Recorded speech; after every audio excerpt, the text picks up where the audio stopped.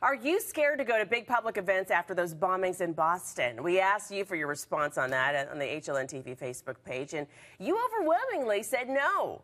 Brian said, I'm going to live my life as I always did. How can you live your life if you're always scared? Betty said, life's scary, but you can't hold yourself up in your bathroom because evil exists. And Mike said, you are just as likely to get hurt crossing the street or going to the store for milk. But Marianne said that she'd be afraid of copycat attacks. She said, I couldn't enjoy the event. I'd be too much on alert. So when you hear about something so horrific as those bombings, how in the world do you make yourself feel safe again? Can you? We're joined now by Eric Fisher. He's a clinical psychologist and author of the book, The Art of Empowered Parenting, the manual you wish your kids came with. All right, Eric, we really appreciate you being here today. So much to talk about. What is the best way to cope with all the fear after such a tragedy like this one? Right. You know, well, I always teach that every emotion has a purpose. And when we don't understand the purpose of each emotion, then we're flying blind. The purpose of fear is it lets us know when we need to protect ourselves. And that's a very good emotion to have, because without it, we really wouldn't be able to survive as a species if we look back throughout time. So we have to understand that that fear is there for a reason, and to listen to it, but not to do everything it tells us.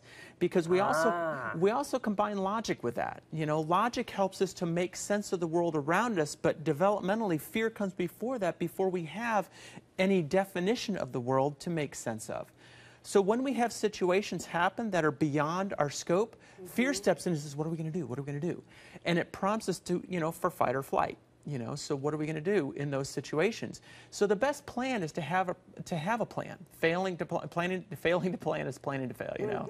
So we have to see that if we have a plan for certain situations, let's say we have kids and we're saying, okay, we're going to go ballpark right now, and if we get separated for any reason, these are a few places I want you to meet. Because you don't know if the place that you might want to meet at might be in a danger zone. So you say they might be two separate places.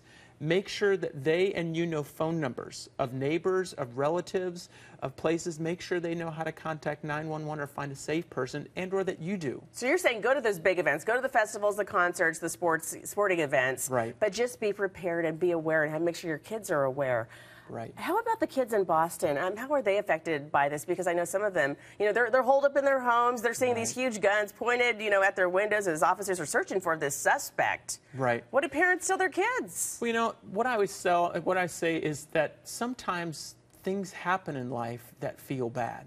You know, and there are people in this world who make poor choices. There's a lot more positive things in the world to look for, too, and we have to understand that these events can help us grow. Look at how it's brought not only a whole community and city together, but a whole country.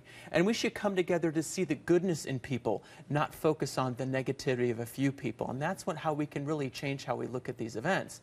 And recognize that, yes, people make poor choices, but it doesn't have to define the way that I see myself in the world. Author and clinical psychologist Eric Fisher, thank you very much. Very insightful.